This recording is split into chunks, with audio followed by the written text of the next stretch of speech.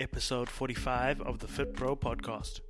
We're all human in a way that our confirmation bias is active 24/7. Yeah. If someone spills coffee on you in a Starbucks in the morning, for the whole day, you're gonna see everything that's wrong with the world, right? Hello listeners, before we get into this episode 44 is part 1 of this interview, so if you're lost, go back, listen to episode 44, otherwise enjoy this podcast. How you do one thing is how you do everything, obviously.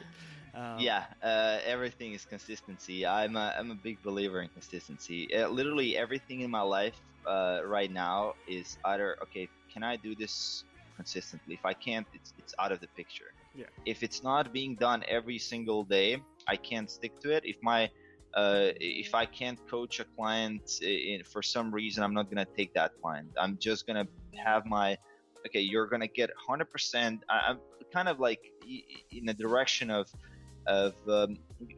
super believer that if you're just showing up, good things will happen. So just be consistent and show up, regardless of the fact that a lot of us are battling perfectionism and all these other things. Oh, you can't post a video because you're judging yourself. And I do judge myself all the time. I think none of my videos that I ever posted I was happy with.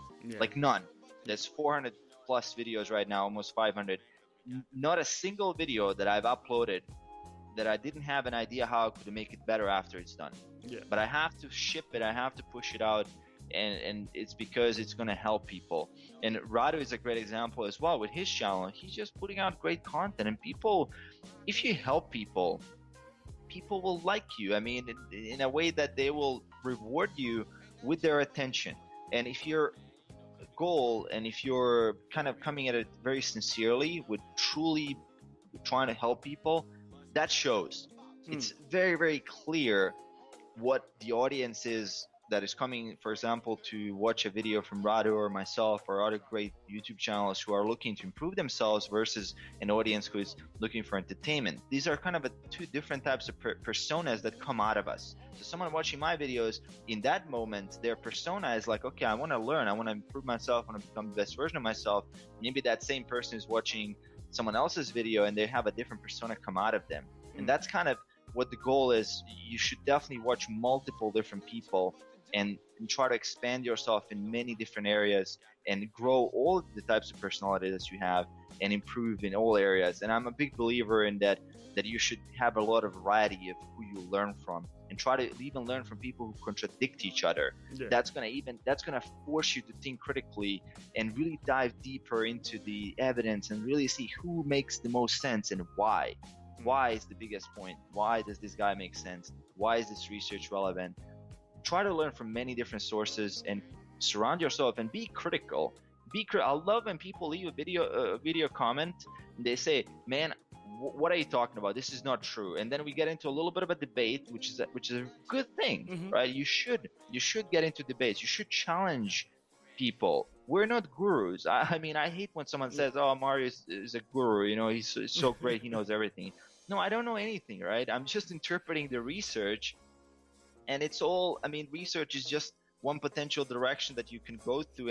And from there, you have to like kind of educate yourself in trial and error with a coach and get the result. There's no one size fits all solution. That's why if you learn from multiple sources, your brain will start recognizing different patterns and create mental models where you will understand the topics on a much deeper level. And then you're actually starting to understand, instead of just taking a dry fact from some guy who's I don't know, a doctor, like whatever, you know, I'm not gonna mention names, but it's like, okay, that guy said it, so it must be true. Well, that doesn't lead to true knowledge. The true knowledge is looking at the whole scope of evidence and then drawing some conclusion, then trying it out yourself and applying it and see if it works in real life and with hundreds of clients. Then you actually can coach other people when you do that process. And you see what works, what doesn't, what actually works for different types of people. You see all these patterns, and it's not as what people are trying to just like I guess hack their way through, not having to critically think by just taking dry facts and just believing in them, right? Yeah, blindly believing in things. And I encourage critical thinking. I did a podcast about this a few days ago, actually, talking just purely about critical thinking and how important it is actually to curate your own content based upon what you're hearing and what you're getting in. You don't have to believe everything 100% of the time. You can push back and challenge facts, challenge figures, because ultimately both sides are going to learn, and it's something like, I think we were talking about the debate, the presidential debate thing. There was no critical thinking there. There was no challenging facts. There was nothing like that. It was actually just a shit show. But in real life, when you're having a debate, when you're talking about facts and figures, there's so many ways to look at something. There's so many sides of a pyramid. Like, you can just keep going, keep challenging an idea, and I find it so, not so much entertaining, but you learn so much more that way. You learn so much more when you are willing to not accept everything that you hear. There's so much there's so much bro science, there's so much shit out there that people just believe, like, oh, it's the first video I've seen where this guy looks jacked. Yeah, but he's probably on steroids. Like, you just got you got to look at it from multiple angles. And yeah, I mean, you said it really well, Mark. And you just add a quick point there, is that we're all human in a way that our confirmation bias is active 24/7. Yeah. If someone spills coffee on you in a Starbucks in the morning, you're gonna, for the whole day, you're gonna see everything that's wrong with the world, right? Your selective focus is gonna rule that world and that entire view of the world that you currently have. So it's important to understand that you can kind of select your own focus. You can kind of calibrate that lens in the earlier part of the day, and by looking at things in a way that you're open-minded, and be aware of what that confirmation bias is doing to you.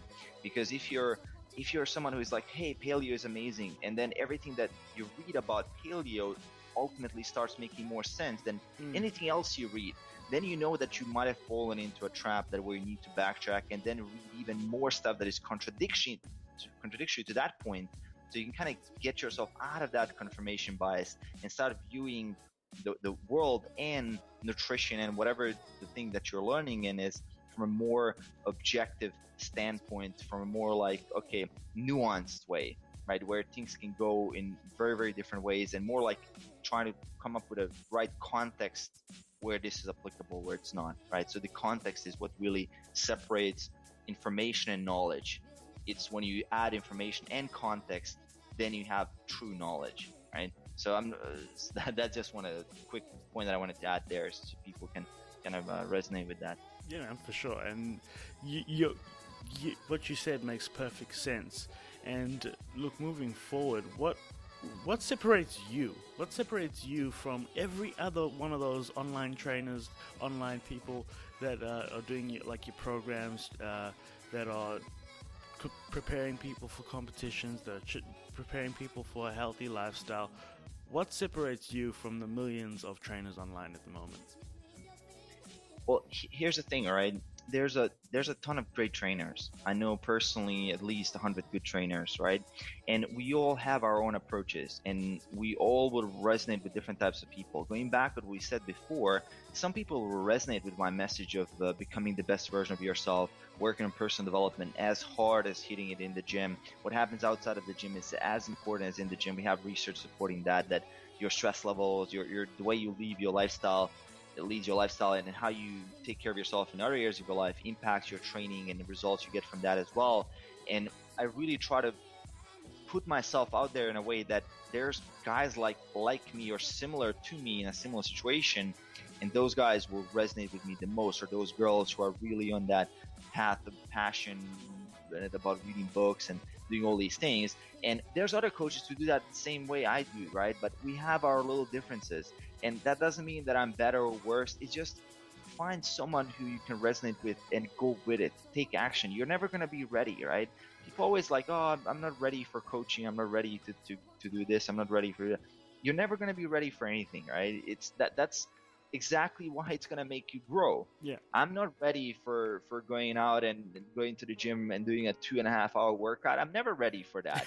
But that's exactly why that's the purpose of that workout, is to force me to adapt to something that is new, something that is going to make me grow. And that's why I can never be ready for it. If I'm ready for it, if I'm fully adapted to it, that means that it doesn't work anymore, right? Yeah, exactly. So, I mean, with coaching, there's so many different great coaches out there, and try to seek out someone who you resonate with the most, whose message aligns with you, who it seems to be not a guru who's saying black and white statements, but more like, okay, what is the true context?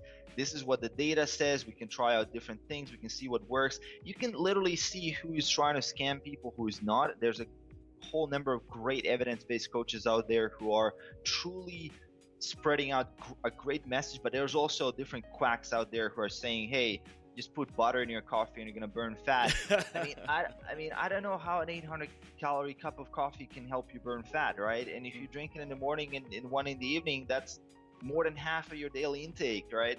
I mean, what are we talking about here? I mean, there's a lot of different things, and if you say something like that, that's very polarizing, and that's what attracts people, because they're like, oh, that's crazy, that must make sense. Because people don't believe anymore if you just tell them, hey, it's calorie deficit, get your protein, be consistent, get your sleep, train. You know, those are like, it's not sexy, it's not extreme enough to be effective enough in their eyes, right? So evidence-based coaches have a really hard time convincing people to buy into the idea of that it takes some time and it takes some effort to change your lifestyle. That's why the juice cleanse guy or the girl coach who's promising 7 days, 7 pounds wins, you know, in a lot of cases. And it's sad, but that's the truth. And we kind of want to rally the troops when it comes to evidence-based coaches and support each other and share a good message, right? And that's what I'm trying to do with my channel, is share the research, right? And you don't have to do my coaching, but do someone's coaching who is legit, right? Yeah. Let's do it.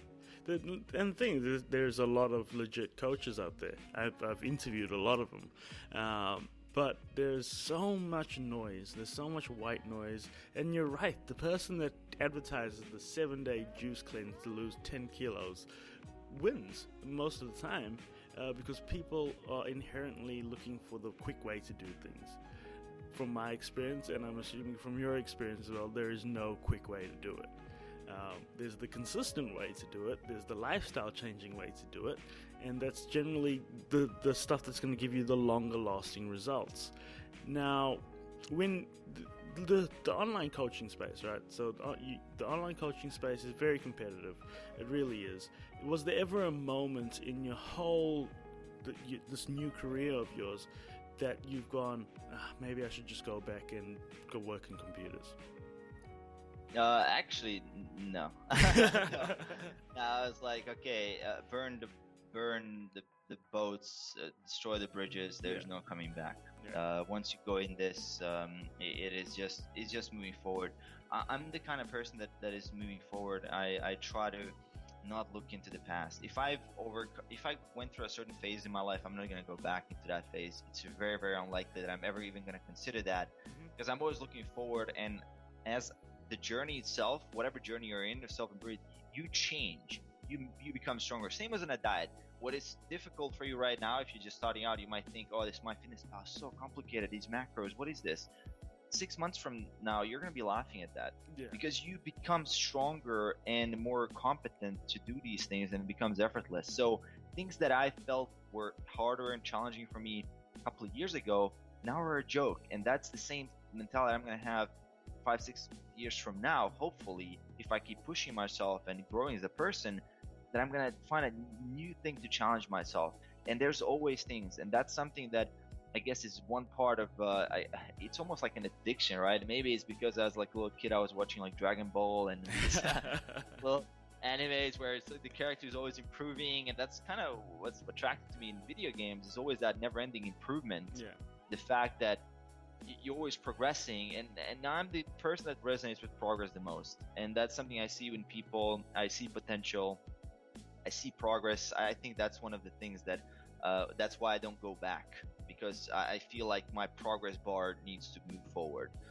Great analogy. I love it so much. Yeah, man, I 100% agree, and I think the listeners would agree with you there, because there's no point looking back. There is no point looking back, and the development of yourself, the development of people around you. I see it every single day in my life. I'm sure you see it as well. But I have a small story. My cousin got married yesterday, and we were having a deep and meaningful. And he was talking about stuff that I had learned years ago. So he was talking about how you're the product of the 5 people you hang around most. So that's why he doesn't hang around this person, that person, this person. To me, I love hearing that, because that's like those challenges along the way where you sort of changing your paradigm. I started personal development maybe 10 years ago, and since then I've always just been looking for that progress bar, get that progress, move forward. And when you see it switch in other people, when you see that impact in other people as well, because he sat me down and he says, look, because of you, this is why this has happened. And that's the most rewarding thing ever. It's making that impact on a single person. I don't need, I'd love to have a massive audience, and this podcast is on the right direction for that. But when I have one person come back to me and say, because of you, this has changed my life. How many moments like that have you had? Oh, now it's a lot of those moments. Hopefully it's gonna be even more, and that's one thing that we have to mention, is that the fact that you're getting more and more reasons to celebrate and be grateful for every single day that you're pushing yourself and putting yourself out there. The bigger your brand, the bigger your podcast, for example, is gonna get, the more people will come out and be sharing their positive views. And there's so many more people out there who are just not in the habit of sharing their not celebrating what they have in their journey, but you've helped them along the way. And I mean, I receive a dozen plus emails every week from people. Hey man, like your channel is amazing, this video helped me out, I resonate with this video, whether it's on how to drop alcohol from your life, or how to calculate your macros, or how to what I read in this book, like this resonated with me, this key point really helped me and hit point in this part of my life, and just in this moment, that's what I needed to hear. And when you get these things, like, you realize that those self-judgments that you have, like my content is not good or whatever, those are not correct. You're not being real with yourself, and that's one thing that helps to prove that you can put yourself out there and create content, is the fact that people are giving you that reinforcement. And especially in social media, that's very powerful, because we're getting that feedback. And if that's not happening for the first, didn't happen for me until I hit like 5,000-10,000 subscribers, but eventually starts happening, and you realize, damn it, I'm making a change. That pushes you to work really, really hard and even harder. And it really puts you in a position where you're seeing the impact of your work. That's one thing with a day job that I never saw before. When I was a computer administrator for a year, I never saw the real impact of my work, and that's what makes I think that being a computer administrator is great if you can actually kind of see. That's something I didn't know, because I didn't see the impact my work is having in the world, which made it really hard for me to be passionate about that work. Because I just couldn't see what's the end result. Where am I making an impact? Where am I improving lives? And it's kind of hard to connect these things, because in today's world of business, we're still kind of in some kind of old mentality where nobody's really teaching people, and at least not in Croatia or where I'm from, is that there's an impact that you're making. You don't have you don't see the progress. If you don't see the progress, for most people, at least like me, that resonate with what I'm talking about, if they don't see the progress, they're gonna quit, even though they're getting paid, right? Even though you're getting money, it's not important if you don't make any contribution. If it feels like that you're wasting your time. I think that's one big part of finding a kind of a job or something that you can resonate with, is where am I making that impact? What am I changing in the world, right? Is there any impact of my effort? That's what was a huge thing for me. And I resonate with that personally, because that's what it's sort of like, chasing that dragon. That's what I'm chasing. That's what most people that I know that are looking to do something else, or looking to start a business, looking to do YouTube, looking to start a podcast. you're looking for that, again, that sense of accomplishment. You're looking for that sense of, all right, I've made a difference in the world. Because ultimately, I think everybody really does want to make a difference in the world. They want to make an impact. I definitely do want to make an impact. And Mario, we've been going for like, what's it, 51 minutes now. We've been going. Yeah. Yeah, I love talking about impact, and I guess we can add just one final point there, is that if you work in a McDonald's right now, if you suck at working at McDonald's, you're gonna suck at working at anything else. Yeah. Right. And that's what people are like. Okay, I'm in my current job and I hate the job and I'm not gonna work at it because I hate it. Dude, if you suck at McDonald's, you're gonna suck at everything else. Yeah. Don't wait. Great work doesn't have to depend on something. You or have the ability to do great work right now, and if you do great work, you can make an impact. I don't know, cleaning toilets in a club in the middle of the night, you can make an impact, but you have to approach it again from that perspective of, okay, can I be the best that I can at this? If this is something I'm currently in this position, well, let me just get the best out of it. And if you're miserable, if you're depressed, if you suck, and if you feel like you suck, or if you're kind of beating yourself too hard with negative self-talk, that's going to just create that negative spiral that you're going to get on. And it's really, really hard to get out of that. So if you're doing something, just be best at it and be open to more opportunities, right? Good things will happen to great people who do great work. Perfect. That's almost a great summary for the end of the show, but I'm not going to let you get off that easy. Because I want to ask one more thing. So you've done all these amazing things over this fairly short period of time. It's not a long time. I think people think it's going to take forever. You've done this over, would you say, like a 6-year period where you've changed everything? Yeah, starting from changing my life, and for the last 2 years, really doubling down on my business and really changing my business side of things. I would say that in 2 years of like hardcore dedication for business that is also based upon learning for a long time. So I would say, yeah, a period of 6 years. I mean, it's kind of if you look at it, would be accurate. Okay. So in that time, you've obviously seen a lot of things. You've done a lot of things. What is your, let's say, go-to number one tip for anybody else out there looking to change their situation? Right. So it is a really hard question because it also depends on the situation where you're at. But I would say that doing something solves 100%. Here's one great tip that I don't know where I read, or maybe I didn't read, or maybe it just came to my mind, is that problems that are occurring in your mind, something that you're thinking about, that you're trying to resolve mentally, can literally only be solved by taking more action. And problems that occur while you're taking action, some plateau or something, have to be resolved by going back into your mind. So it's a relationship between, if you're, let's say, stuck in a plateau and you're really working hard in the gym and the diet's not going well, then it's probably good times to start thinking about it and starting to figure out what can I change to continue this action taking in the right direction.